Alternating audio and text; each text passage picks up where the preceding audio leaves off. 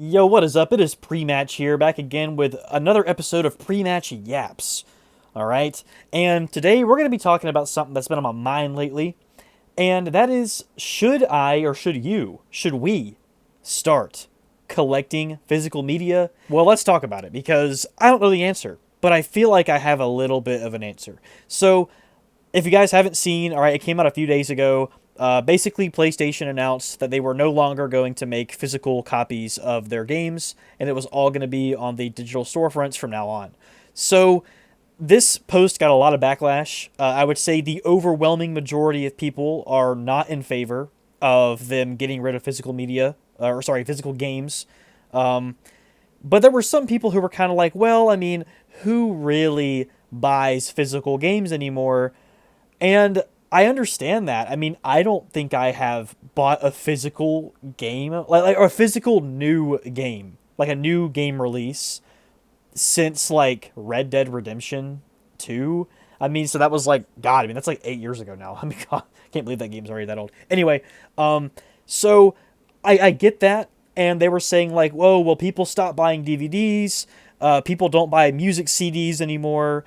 And although that is true, I don't feel like it's the same. If we're going to use DVDs and music CDs as a comparison to physical video games, then we should compare them fairly.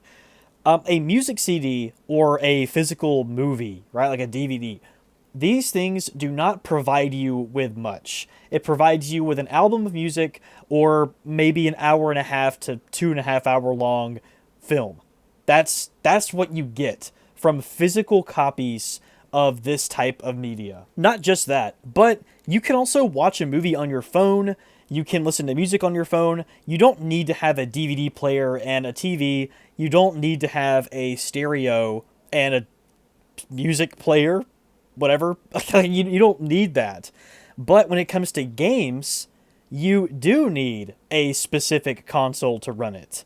You can't just go and play some random game on your phone that you have on your Xbox. I mean, I guess there's a couple that have mobile versions. I can't play Black Ops 2 on my phone, right? Like, I can't do that.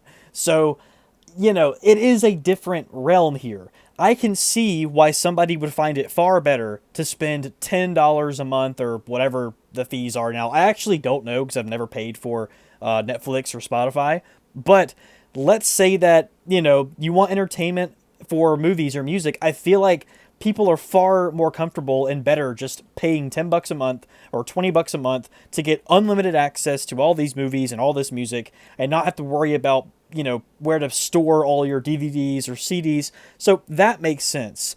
But when it comes to a video game, you don't just get an album of music or an hour and a half long movie on there. You get literally infinite replayability. You get infinite replayability. If it's like an exclusively story mode game, okay, then yeah, all right, maybe it's not as worth it. But just imagine how much more you can get out of a game, especially if it's a very replayable game, right? Where it's like different every time you play it and stuff like that. Like think about it like this. Every game of Call of Duty that you played in Black Ops 2 multiplayer, although it was like the same kind of idea, every game was unique. Every single game was different than the last one.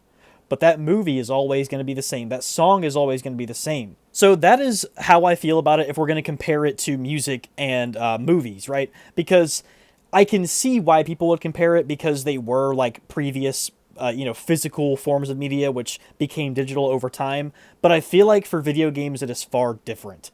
But stopping the whole comparison part now, let's get into other reasons why I think that this is just not good. So the first reason, and I mentioned this in my previous video where I talked about GTA 6, all new games that will not receive physical versions, you can basically just, accept the fact that these games will never be like $10.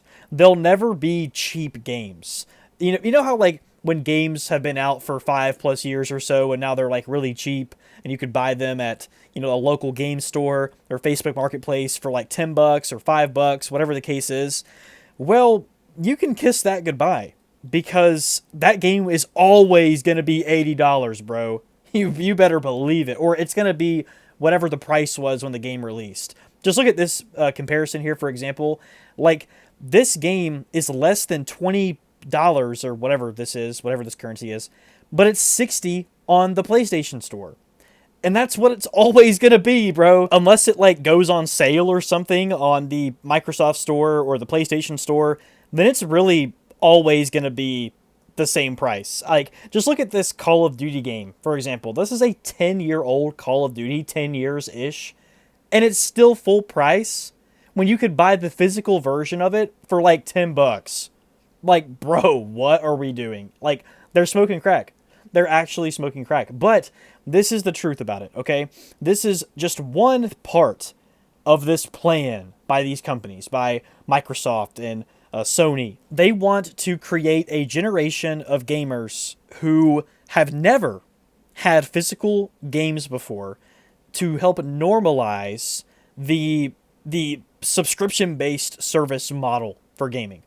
And it's because, I mean, look at Netflix. Look at how well that worked out for them with movies, right? Like, even me, and I'm 24 years old, I'm almost 25 years old, I feel like I haven't really interacted with much physical movies, right? Like, it's always been some type of subscription-based model or some type of, viewing that doesn't require me to have a DVD. Same thing with music. I mean, I have not listened to music that is on a DVD, and I can't tell you how long. But it's different for games, though. But they saw an opportunity, Microsoft saw an opportunity, and they were like, we need to do what happened to the movie and music scene to games. It's all a part of the plan, right? And GTA 6, honestly, serves as sort of a flagship for this type of new world. Because people are going to buy GTA 6 no matter what, right? So this game really is the flagship to create a normalization of digital-only games moving forward.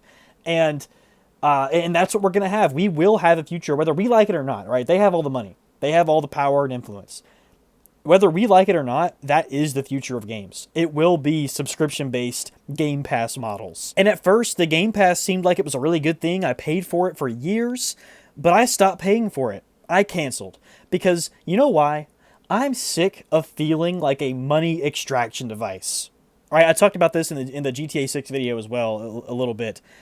I feel like, especially nowadays, every aspect of my life, it feels like I'm a money extraction device for these corporations. Everywhere I go, it's like I got to spend more money, right? And the last place that I want to feel that is in my entertainment. Like, I hate that. I hate it. And it's different for games as well, because you're not just paying for the Game Pass. There's all these other monetizable products on the games themselves. They are treating the gaming industry as if it's the same as the movies and music industry, and it doesn't make any sense. Because, let's say that you want to watch, some YouTube videos, for example, like this one. If you don't pay for YouTube Premium, then you have advertisements. If you want to listen to music and you don't pay for, the subscription for Spotify, then you get ads. But if you do pay for the service, then you don't get any ads. That's how it should be. But when it comes to games, it's like you get both. You get both ads on the games themselves, trying to sell you skin packs and bundles and all this crap and virtual currency, plus paying for the subscription. It's like cable TV. It's like you have to pay for cable, and then you have to still watch the ads on TV. It's just awful. It's like the same idea. And let's be real here. Okay, if we're on the topic of, being money extraction devices for corporations, they're only going to do things that are in their best interest at the end of the day. They might make something that we can enjoy, and, that is ultimately, I guess, what we would want as the consumer, is to have something that we enjoy, but their bottom line is pleasing shareholders. That is all they care about. I look at a company like Microsoft in the same way that I look at a company like McDonald's.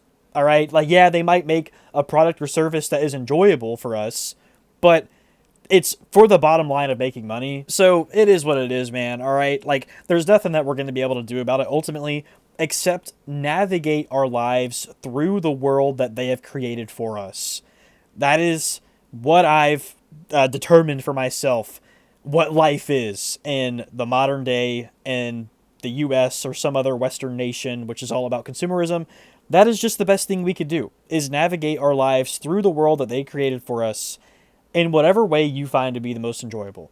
I'm sure GTA 6 will be a super fun game. I'm sure that the Game Pass will continue to provide, fun gaming experiences for people. You just also have to accept the fact that it's at the cost of your not just money, but also your ownership of things. We don't own our movies and music anymore, unless you're one of the very few people that has a physical media collection. In that case, you do actually own it. But we're going to have to accept that future for games as well, if you're a person that likes to play modern games and stuff like that. And this is just my opinion, all right? But I feel like new games, at least for the most part, suck, all right? Have y'all played the most recent Call of Duty games? They suck. Oh my god, they're nothing compared to the old stuff. I don't want to sound like a boomer, all right, or like a unk, bro's unk. He likes BO2 like in 2026. Yeah, I mean it's the truth. I think that older stuff is just better, and this is in every aspect of life, man. I feel like food at restaurants was better. I feel like video games were better. Movies and music was better. I feel like everything was so much better before. And it was even like 10 years ago almost. Like it wasn't even that long ago. It was like everything just changed. I don't know why. I would like to say, oh, it's because of the companies getting greedy or whatever. But the companies have always been greedy, man. I don't know what it is. It's just like everything has gotten like lower quality. Like, man, and I hate it. And I really do try to like enjoy things. Like I try to enjoy like this new game or whatever, and I just can't force myself to do it. I just can't. Have y'all felt that? Have y'all felt like things that were made like 10 plus years ago were just made of higher quality? I don't know, man. Anyway, I guess another point of this video is that I started actually buying some games. I started buying physical copies, not just of games that only had physical releases, but also games that have both. And the reason why I bought a copy of Black Ops, even though I have it digitally, is because I don't trust them. Like, what if there's a future where they're like, you no longer have the ability to play this game unless you have internet or you have Xbox Game Pass or something, right? Well, at least I have my own freaking game, right? At least I own this. This is something that I own in my possession, and you can't take it. You can't turn off the service or disable it or anything. I can put it in my Xbox 360 and start playing. That is what I'm talking about. And the same thing goes with other things, really, like music and movies. Let's say there's a world where we get priced so far from what's reasonable that it's no longer worth Netflix. It's no longer worth Spotify because it's so expensive. Well, at least you can listen to music because you own the CD. And there's almost not really any excuse to not do it because they're all cheap. You can go on Facebook Marketplace right now and get like a box of like 100 DVDs for like $1. Like per DVD. I mean, not $1 for all. You know what I mean? Same thing with CDs. They're all so cheap, man. Like, oh man. So it's like, I guess, you know how like vinyl records like over time got like super popular? I wonder if that's going to happen with like physical versions of movies and music and stuff like that. It's already kind of happening with games in a way, man. A lot of these video games cost a lot of money. Like Pokemon Emerald, that game's like over $200. Like, bro, what? So, yeah, I mean, maybe it is time to start, collecting physical media in a world where a lot of people might be priced out of, or in a world where there's no longer a free means of entertainment for people. I mean, that is a world. Like, I'm not saying that it's going to happen, but it's a possibility. I mean, look at what these companies do in other industries to screw people over, right? Or to bend the rules a little bit. So yeah, that's this video. Hope y'all enjoyed. I'll see y'all in the next one.